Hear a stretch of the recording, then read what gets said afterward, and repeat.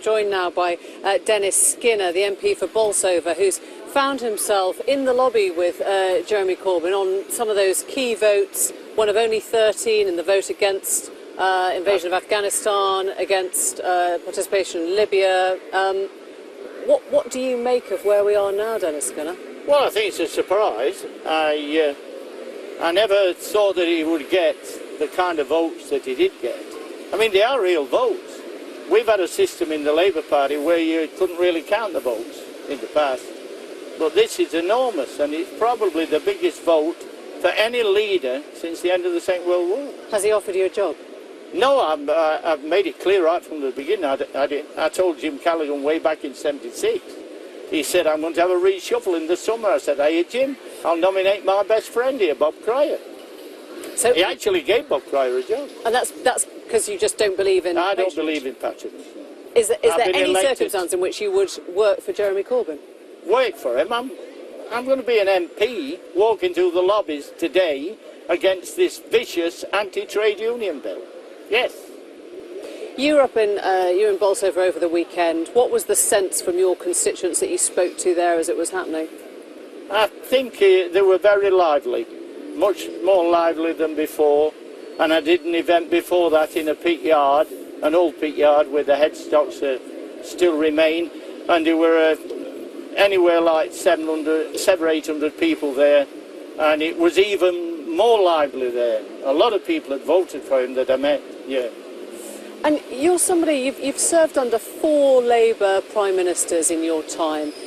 Bluntly, did you ever think you would live to see the day when Jeremy Corbyn was your leader, John McDonnell was your shadow chancellor?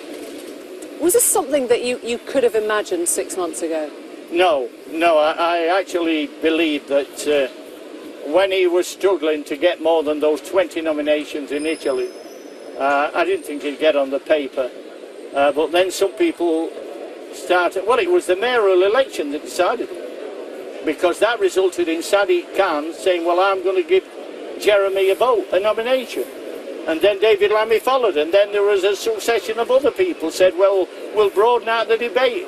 But I had an idea that on the basis that I'd won in the constituency section on the NEC for about 20 years non-stop from the left, I thought against 3 people, Jeremy's in with a chance. And we seem the moment he got on the paper. You've said now this is an era, an age of non-spin, that spin is dead. So in that spirit, do you honestly think that you will be an MP under a 5th Labour Prime Minister, Jeremy Corbyn? I think it could well happen. I mean, I remember that way back in 1945, nobody countenanced the idea that Clem Attlee would be a Prime Minister, and that Churchill, who had seemingly won the war according to the media, would be defeated, but they had a majority of about 140, and they built the NHS, and they built council houses, and the unemployment at the end of 5 years was 2.2%. That was on a left-wing ticket. I look forward to the same result. Dennis Skinner, thanks very much indeed.